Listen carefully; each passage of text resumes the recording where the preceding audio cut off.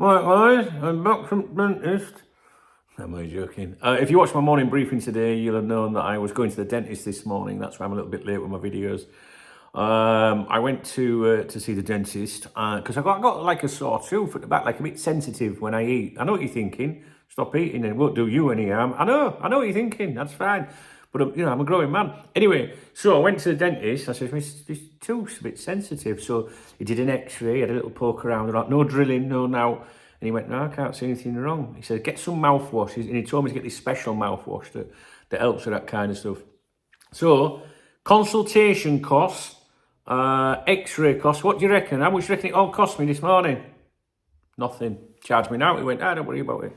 That's Spain for you. Anyway, we're going to be talking about Thiago Motta in this video, the Liverpool managerial situation. No reason to flap or anything like that if you're rooting for Ruben Amorim to be the next manager of Liverpool Football Club.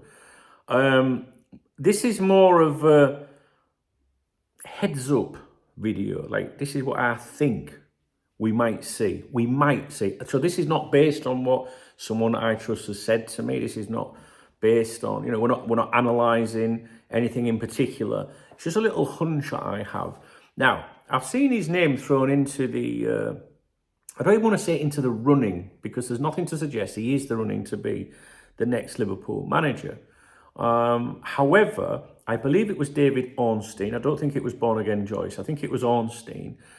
Name-checked him in an article a few days ago, and others, as being considered by Liverpool Football Club. And as I've said to you in a couple of videos recently, considered, it's like, what is the depth of the consideration? What do you think about Motta? Nah, you're all right, thanks. He was considered, right, in that one sentence to, a little communication, versus, reaching out to his agent, having a conversation, would he be up for it, blah, blah, blah. That is also considered consideration, right? So we don't know, when we're told someone's being considered, we don't know the extent of the consideration, right? But we are told he's being considered, and I think it was David Ornstein that said that.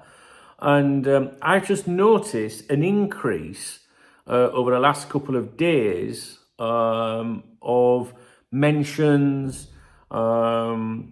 even fan sites writing about him. I just noticed a little increase in that, and his odds have come down, probably because people like me are making videos like this, and other people, and mention his name more and more. Do you know what I mean? And I can't remember who it was, but someone on one of my streams yesterday, I'll be live on here at 3 o'clock this afternoon if you want to join me, UK time. Someone said to me the other day, oh, he's 40 to 1, Duncan, Sky Bet or something like that. So that's quite a big price, right?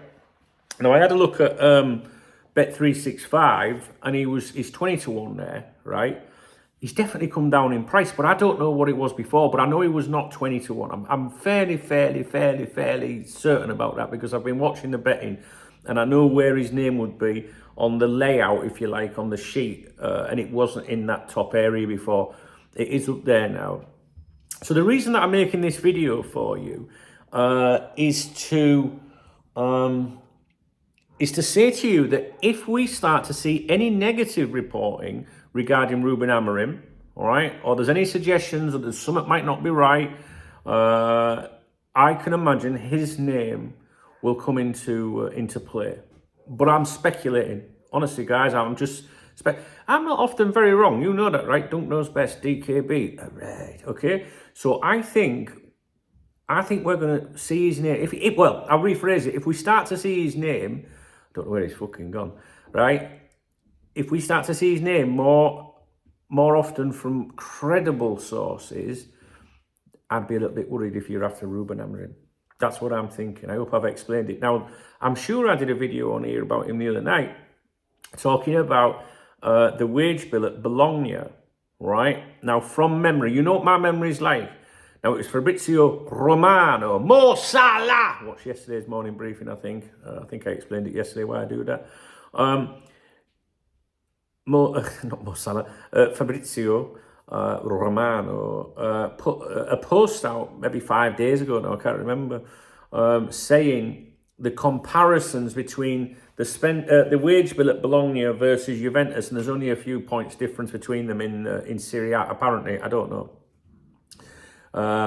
And I think that they were saying something like Juventus are the big spenders on the wage bill, maybe 120 million euros versus Bologna, who I think were 13th in the league in terms of the wage bill, and had spent a fraction of that, maybe 30 million euros or something. I don't know, but it was a massive difference.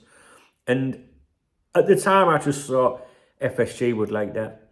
Do you know what I mean? They're the sort of people that look at that and go, what, they're only 3 or 4 points off, and he spent a quarter of what they've spent. So you can start to see why his name has come into the equation. Now, he is highly rated. I've been watching some videos about him this morning, only briefly, just, while I've been sat here having a cup of coffee. And I was watching some, The Athletic did a piece, like a video on him only a few days ago, actually. You know what I mean? Now, Juventus are heavily linked with him. There are even suggestions that they've agreed a deal in principle to recruit him.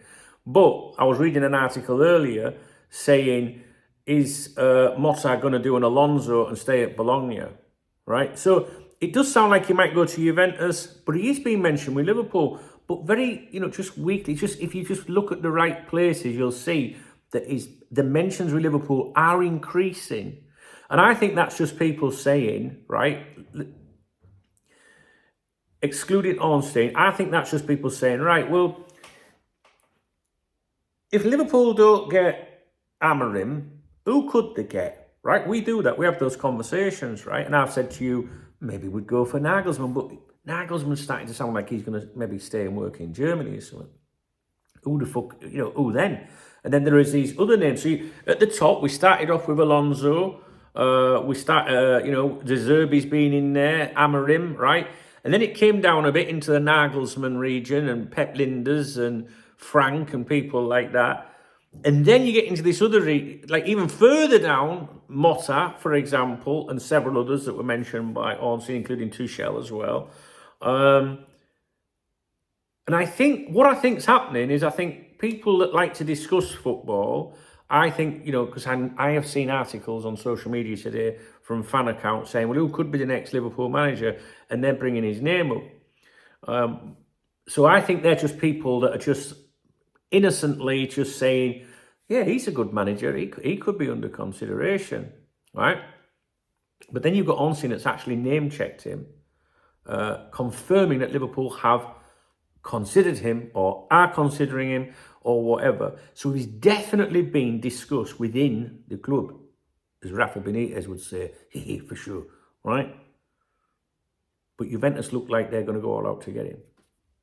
So, what's the reason for the video? The reason for the video is, if you start to see credible, not fan accounts, right? Credible people the professionals, right? If we start to see them, Ornstein, Joyce, name-checking him, something's going wrong with Amorim, right? Now, you could say, well, Ornstein's name-checked him once. Does that mean... No, I don't think so. I think that's just... See, I think Ornstein's not in the loop as much as some people might think with this one. I think it's born-again Joyce at the time. It's Paul Joyce. And I think he will be the one that goes with it when there's something to say. And I'm expecting Joyce to surface soon with something. So it'll be interesting to see what he says. So just look, when you're doing your normal things, when you're sat on the cars, you're having a pony and trap and you're reading a newspaper or you're browsing whatever. I was going to say something. I don't know what you can say these days. But someone left a comment yesterday saying, I remember Dunk when he used to do proper tripod videos. He won't be allowed to do that today. Do you remember them? They were good work. They're serious biz. Do you remember? No, when you're having a nosy round, just look out for his name, Motta, and see, and keep an eye on it, guys. Keep an eye on it, right? At the moment, right now, I think... no, I'm going to do another video. I'm going to do, because look, it's nearly 10 minutes long. I've got 2 more videos I want to do on this subject. So I'm going to give you what I think the state of play is with Ruben Amorim. Right? This video is specifically about Motta, so let's not go into another topic. Keep an eye on Motta, who mentions him. Maybe we won't see him mentioned. That'll probably be a good sign. But I think what I would do, if I heard Amorim out of the running, I'd be so fucking quick on Bet365, I'd chuck a fiver on him. But if you can get 40 to 1 elsewhere, I'd do that. But I wouldn't do it now. I'm not encouraging you. I'm just saying what I would do, all right? And that would be like a silly little bet. Do you know what I mean? You know, I backed Ruben Amorim to be the next Liverpool manager back in January. I think it was the 27th, or was it? Is that when Klopp? I can't remember. It was definitely January when I put the bet on. That's my serious bet, right? But if Amorim fell through, and I could get big odds on Motta, I'd have a fiver on that, just for the lulz, you know what I mean? Just for a laugh. But I'm not encouraging you to gamble. If you ever have a gamble, my attitude is whatever you're putting on is what you're going to be prepared to lose. It's like you're just throwing it away, right? It's no different to going to a bar and having a couple of drinks or something like, well, in England, fucking one drink. £6.60 for a Diet Coke I paid in the, I can't remember the name of the hotel, in Birmingham city centre. £6.60 for a pint of Diet Coke. Fuck that. Right, I'll see you in a bit.